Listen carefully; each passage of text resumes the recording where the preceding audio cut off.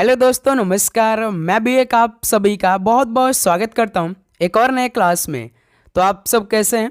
उम्मीद करता हूं आप सब अच्छे होंगे, स्वस्थ होंगे और आप सभी की रेलवे ग्रुप डी एग्ज़ाम 2025 की तैयारी काफ़ी अच्छी तरीके से चल रही होगी। डेली आप अपनी तैयारी बहुत ही अच्छी तरीके से कर रहे होंगे।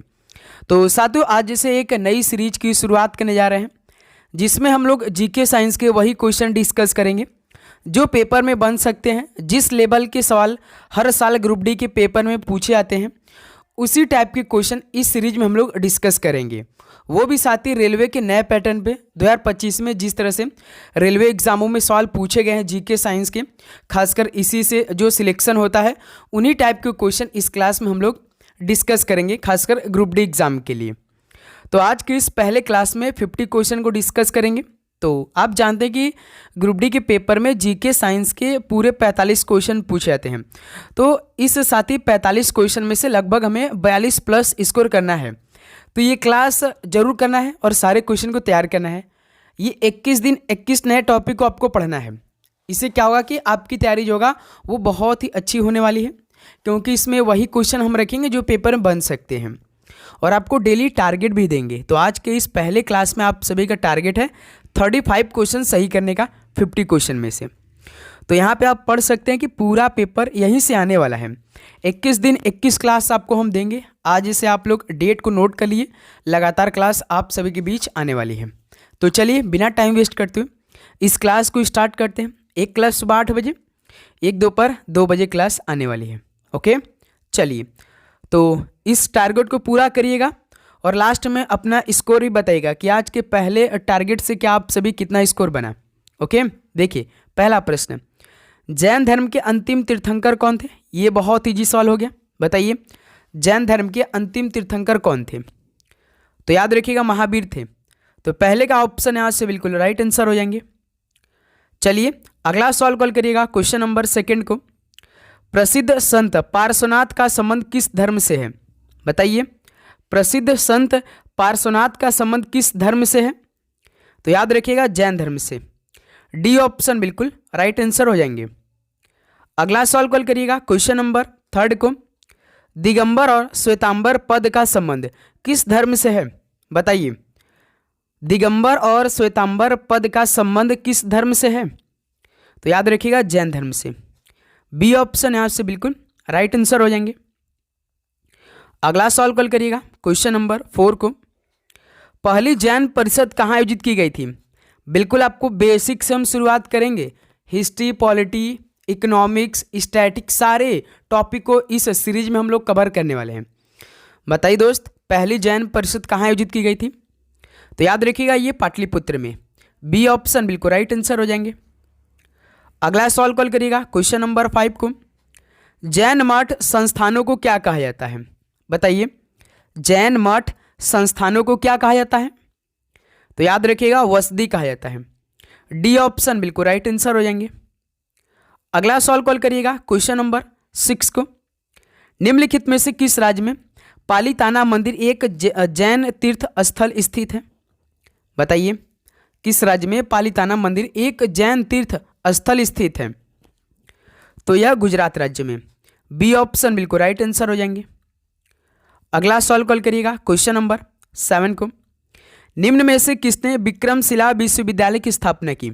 बताइए किसने विक्रमशिला विश्वविद्यालय की स्थापना की? तो धर्मपाल ने की थी। डी ऑप्शन बिल्कुल राइट आंसर हो जाएंगे। अगला सवाल कॉल करिएगा, क्वेश्चन नंबर 8 को।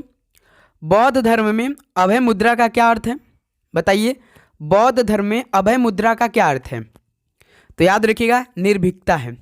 बी ऑप्शन यहां से बिल्कुल राइट आंसर हो जाएंगे। अगला सवाल कॉल करिएगा, क्वेश्चन नंबर 9 को। तृतीय बौद्ध परिषद का आयोजन किसके द्वारा कराया गया था? बताइए तृतीय बौद्ध परिषद का आयोजन किसके द्वारा कराया गया था? तो याद रखिएगा अशोक के द्वारा। ऑप्शन यहां से बिल्कुल राइट आंसर हो जाएंगे। अगला सवाल कॉल करिएगा, क्वेश्चन नंबर 10 को।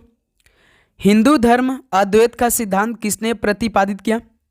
हिंदू धर्म अद्वैत का सिद्धांत किसने प्रतिपादित किया? तो याद रखिएगा आदि शंकराचार्य जी ने। ऑप्शन यहां से बिल्कुल राइट आंसर हो जाएंगे। अगला सवाल कॉल करिएगा दोस्त, क्वेश्चन नंबर 11 को। निम्न में से कौन से भारत के सबसे पुराने सिक्के थे? बताइए, भारत के सबसे पुराने सिक्के कौन थे? तो याद रखिएगा पंच चिन्हित सिक्के थे। बी ऑप्शन यहाँ से बिल्कुल राइट आंसर हो जाएंगे। अगला सवाल कॉल करिए दोस्त, क्वेश्चन नंबर 12 को। पाटलिपुत्र में स्थानांतरित होने से पहले निम्न में से कौन सा कई वर्षों तक मगध की राजधानी थी? बताइए दोस्त, पाटलिपुत्र में स्थानांतरित होने से पहले कौन सा कई वर्षों तक मगध की राजधानी थी? तो राजगिरी था। सी ऑप्शन बिल्कुल राइट आंसर हो जाएंगे। अगला सवाल कॉल करिएगा, क्वेश्चन नंबर 13 को।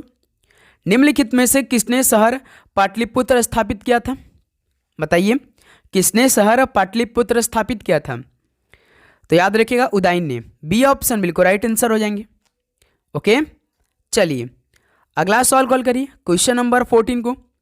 झेलम का युद्ध किसने जीता? झेलम का युद्ध किसने जीत लिया था? तो दोस्त सिकंदर ने। ऑप्शन सी बिल्कुल राइट आंसर हो जाएंगे। नेक्स्ट अगला सवाल कॉल करिए, क्वेश्चन नंबर 15। डैश किस ईसा पूर्व में हाई डिस्प्यूट की लड़ाई आयोजित की गई थी? बताइए दोस्त, किस ईसा पूर्व में कहीं कहीं हाई डेस्पीज लिखा रहता है? बताइए, हाई डेस्पीज की लड़ाई किस ईसा पूर्व में आयोजित की गई थी? तो याद रखिएगा 326 ईसा पूर्व में। बी ऑप्शन बिल्कुल राइट आंसर हो जाएंगे। अगला सवाल कॉल करिएगा, क्वेश्चन नंबर 16 को। सम्राट अशोक किसके उत्तराधिकारी थे? बताइए, सम्राट अशोक किसके उत्तराधिकारी थे? तो साथ ही याद रखिएगा बिंदुसार के। बी ऑप्शन बिल्कुल राइट आंसर हो जाएंगे। अगला सवाल कॉल करिए, क्वेश्चन नंबर 17 को। चाणक्य का एक अन्य नाम क्या था? बताइए, चाणक्य का एक अन्य नाम क्या था? तो याद रखिएगा विष्णुगुप्त था। बी ऑप्शन बिल्कुल राइट आंसर हो जाएंगे। अगला सवाल कॉल करिए दोस्त, क्वेश्चन नंबर 18 को। महान सम्राट अशोक किस वंश के थे? बताइए, महान सम्राट अशोक किस वंश के थे? तो सर जी मौर्य वंश के थे। ऑप्शन है बिल्कुल राइट आंसर हो जाएंगे। अगला सवाल कॉल करिए दोस्त, क्वेश्चन नंबर 19 को। मौर्य वंश का अंतिम शासक कौन था? बताइए, मौर्य वंश का अंतिम शासक तो बृहद था। सी ऑप्शन बिल्कुल राइट आंसर हो जाएंगे। अगला सवाल कॉल करिएगा दोस्त, क्वेश्चन नंबर 20 को। किस वंश ने मौर्य वंश की जगह ली थी? बताइए, किस वंश ने मौर्य वंश की जगह ली? तो शुंग वंश ने। ऑप्शन है बिल्कुल राइट आंसर हो जाएंगे।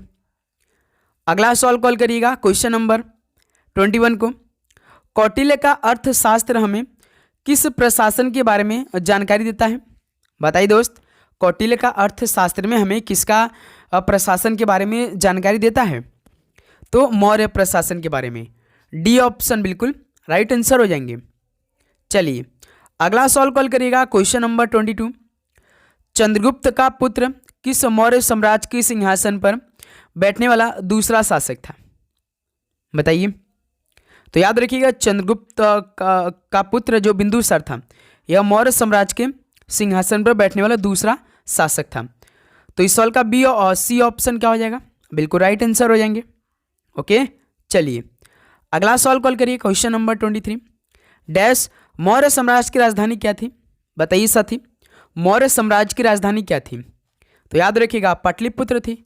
बी ऑप्शन बिल्कुल राइट आंसर हो जाएंगे। तो साथी लास्ट में अपना स्कोर बताइएगा, प्लस आप चैनल को सब्सक्राइब करके नोटिफिकेशन को भी ऑन कर लेंगे। ओके, हर्यक वंश का संस्थापक कौन था? बताइए, हर्यक वंश का संस्थापक कौन था? तो सर जी बिंबिसार था। सी ऑप्शन बिल्कुल राइट आंसर हो जाएंगे। अगला सवाल कॉल करिए दोस्त, क्वेश्चन नंबर 25 को। अशोक ने धम्म के प्रचार के लिए किस नए पद का निर्माण किया? अशोक ने धम्म के प्रचार के लिए किस नए पद का निर्माण किया? तो साथ ही याद रखिएगा धम्म महापात्र की। डी ऑप्शन बिल्कुल राइट आंसर हो जाएंगे। अगला सवाल कॉल करिए, क्वेश्चन नंबर 26 को। ऐहोल शिलालेख निम्नलिखित में से किन शासकों से जुड़े हुए हैं? बताइए, ऐहोल शिलालेख निम्नलिखित में से किन शासकों से जुड़े हुए हैं? तो साथ ही याद रखिएगा पुलकेशिन द्वितीय से। डी ऑप्शन बिल्कुल राइट आंसर हो जाएंगे। अगला सवाल कॉल करिएगा, क्वेश्चन नंबर 27 को। प्राचीन भारत में निम्न में से किस एक ने नियमित रूप से सोने के सिक्के चलाए?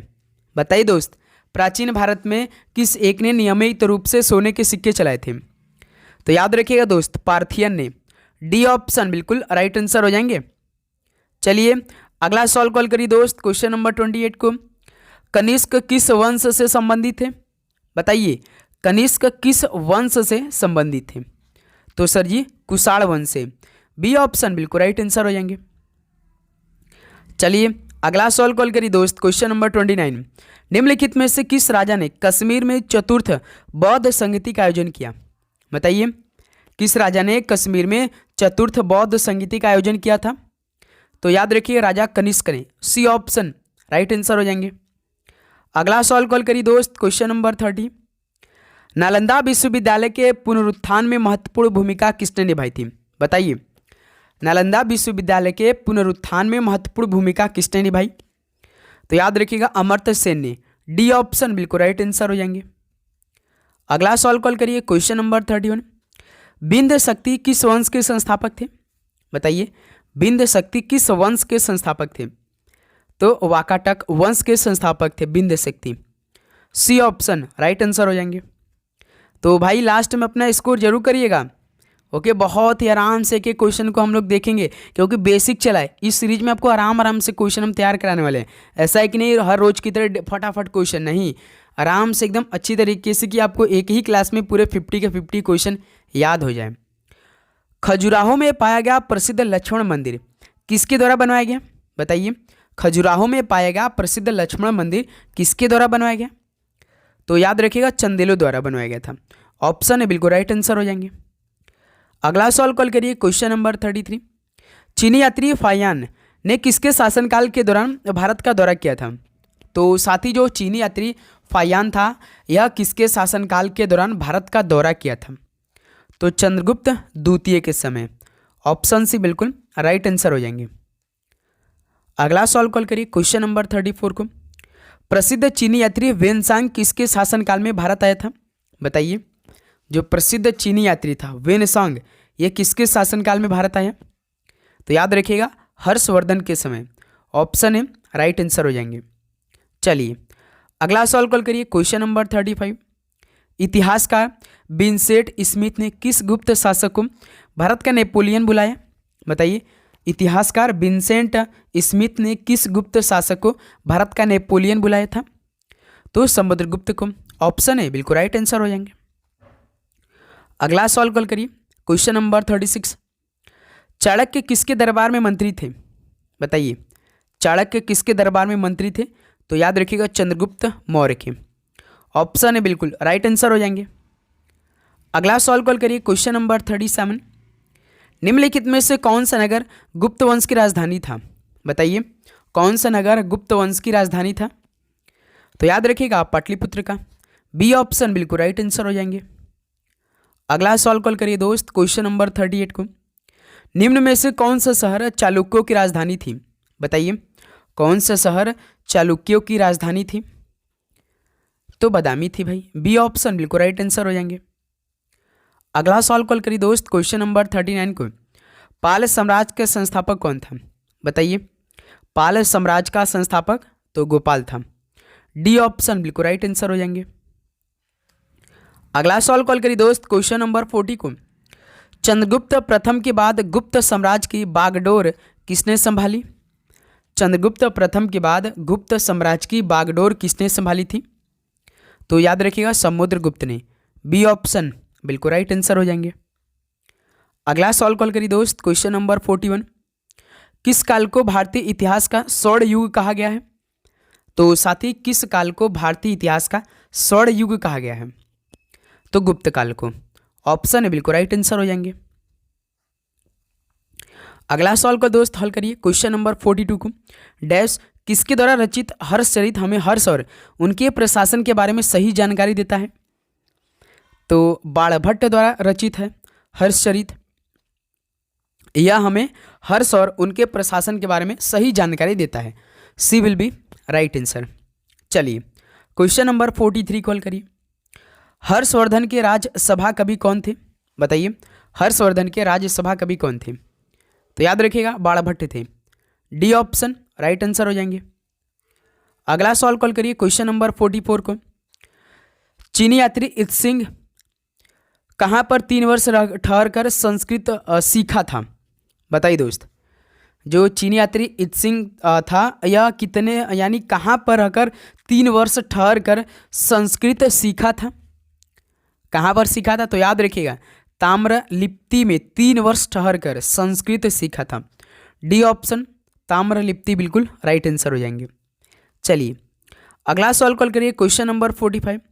हर्षवर्धन निम्नलिखित में से किस वंश से संबंधित था? हर्षवर्धन किस वंश से संबंधित था? तो याद रखिएगा पुष्यभूति वंश से। ऑप्शन है बिल्कुल राइट आंसर हो जाएंगे। अगला सवाल कॉल करिए, क्वेश्चन नंबर 46। रत्नावली की रचना किसने की थी? बताइए, रत्नावली की रचना किसने की थी? तो हर्ष ने की थी। सी ऑप्शन राइट आंसर हो जाएंगे। अगला सवाल कॉल करिए दोस्त, क्वेश्चन नंबर 47 को। प्रतिहार राजवंश का संस्थापक कौन था? प्रतिहार राजवंश का संस्थापक कौन था? हरिश्चंद्र था। सी ऑप्शन राइट आंसर हो जाएंगे। चलिए दोस्त अगला सवाल कॉल करिए तो 48 को। राष्ट्रकूट राजवंश की स्थापना किसने की? राष्ट्रकूट राजवंश की स्थापना किसने की? तो सर जी दंती दुर्ग ने। ऑप्शन है राइट आंसर हो जाएंगे। Question number 49। ईरान का प्राचीन नाम क्या है? ईरान का प्राचीन नाम तो फारस है। ऑप्शन है राइट आंसर हो जाएंगे। चलिए अगला सवाल कॉल करिएगा, क्वेश्चन नंबर 50 को। कौन से चोल राजा ने मालदीव के द्वीपों पर दरियाई विजय पाई थी? बताइए, कौन से चोल राजा ने मालदीव के द्वीपों पर दरियाई विजय पाई थी? तो राजा राज ने। बी ऑप्शन राइट आंसर हो जाएंगे। तो साथ ही यह 50 क्वेश्चन कंप्लीट हो चुका है। 21 दिन के 21 नैप के टॉपिक का पहला टॉपिक। बताइए आप सभी का कितना स्कोर रहा आज के इस पहले सीरीज से। तो उम्मीद करूँ दोस्त आपको हर एक क्वेश्चन काफ़ी अच्छे तरीके से याद हुआ होगा। किसी प्रकार का डाउट हो तो बताइए, और भी किसी सब्जेक्ट का आपको क्लास लेना है तो कमेंट बॉक्स में जरूर बताइएगा। ओके साथी, तो आप चैनल को सब्सक्राइब करेंगे, नोटिफिकेशन को भी ऑन करके रखेंगे। लगातार आप सभी के बीच में क्लास आएगी। पढ़ाई करते रहिए दोस्त। आपका एग्ज़ाम 17 नवंबर को जरूर होगा।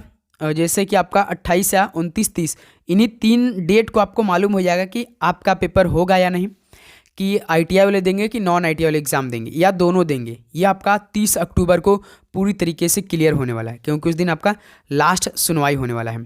ओके दोस्त, तो इसके साथ साथ आप पढ़ाई भी करिएगा। पढ़ाई बिल्कुल भी नहीं छोड़ेंगे। पढ़ाई छोड़ेंगे तो भी नुकसान, पढ़ाई छोड़ेंगे तभी नुकसान होगा। ठीक है, आपको डेली क्लास लेना है, प्रैक्टिस लगाना है, मॉक टेस्ट लगाना है और अपनी तैयारी को परखना है। ठीक है, और डेली अपने आप में इम्प्रूवमेंट भी करना है। तो चलिए इस क्लास को समाप्त करते हैं। सब्सक्राइब करिएगा, नोटिफिकेशन को ऑन करिएगा, सेशन को शेयर भी करिएगा। सभी को जय हिंद, जय भारत। पढ़ाई करते रहिए। All the very best. धन्यवाद।